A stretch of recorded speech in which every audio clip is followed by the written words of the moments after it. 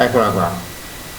Veneto Globe, Veneto Globe vi presenta l'ennesima trasmissione Voci dal territorio, voci da coloro che vivono in questo momento una situazione un po' particolare a causa del coronavirus. Io in linea ho Mario Rebecca. Ciao Mario. Ciao Bruno e saluti a tutti. Mario Rebecca è titolare della valigeria Marisa SNC, aperta nel 1968, una delle attività più vecchie, più longeve della città di Conegliano, che si trova in Galleria Centro Affari, Corso Vittorio Emanuele. Mario, l'attività dei tuoi genitori portata avanti da te e da tua moglie già da anni, sta vivendo uno dei momenti più particolari, penso dall'apertura, perché non c'è ricordo di una situazione del genere. Proprio in questo momento particolare di pandemia, come la vedi, come vivi questa situazione, Mario? È una situazione molto difficile. Purtroppo questo tunnel che siamo entrati, ci sarà una luce alla fine, ma quando si aprirà la luce non sappiamo in che condizioni di realtà il commercio possa riprendersi un attimo. Io confido nella forza di tutta la nostra clientela che ci ha sempre apprezzato. Mario, io capisco la tua commozione, perché capisco quanto è duro trovarsi dopo tanti anni di sacrifici in una situazione così drammatica. Si vede la luce in fondo al tunnel, ma ti capisco, che luce sarà, ti capisco.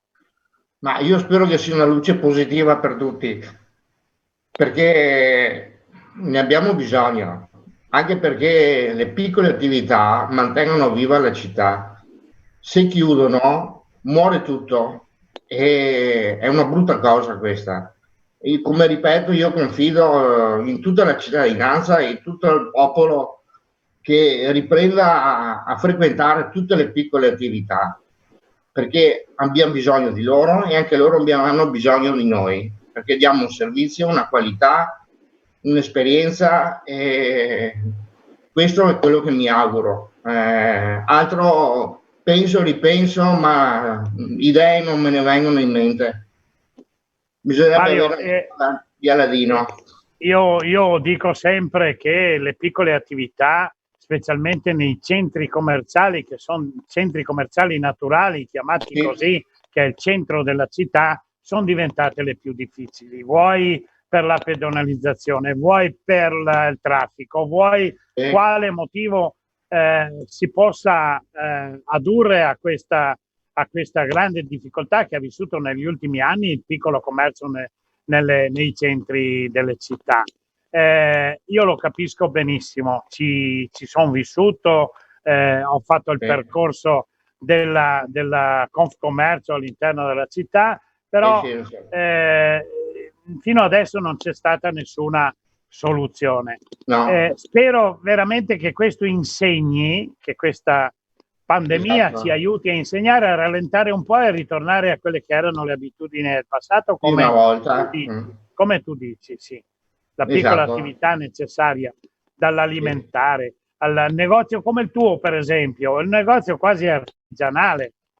Sì, diremo di sì, perché conduzione familiare, non facciamo produzione, piccole riparazioni e diamo l'assistenza ai clienti, quello che possiamo fare tramite nostra forza e tramite le aziende che ci supportano per eventuali problematiche, insomma. Sì, ma io dicevo quasi artigianale dal punto di vista proprio del prodotto che voi vendete all'interno. È chiaro che non è paragonabile a quello della grande distribuzione, perché voi avete i vostri fornitori che magari lavorano ancora nei laboratori, perciò proviene dall'artigianato il vostro prodotto. A parte determinati marchi, ma abbiamo dei piccoli fornitori che lavorano in proprio con i suoi operai, adesso non so se siano italiani o cinesi o roba del genere, però la produzione è fatta tutta in Italia con prodotti 100% italiani, e questo è un pregio, e abbiamo diverse richieste dai nostri clienti, anche esteri, che vengono, che cercano proprio lo specifico prodotto italiano.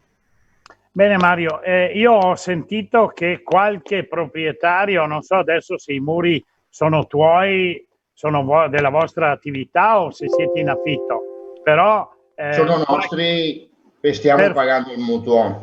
Diciamo per fortuna, però l'affitto ce l'avete lo stesso perché sì, come avere un affitto, perché la rata del mutuo equivale all'affitto. Ecco, allora io ho sentito anche il sindaco che ci sono dei proprietari che spostano il pagamento dell'affitto o diminuiscono un po'.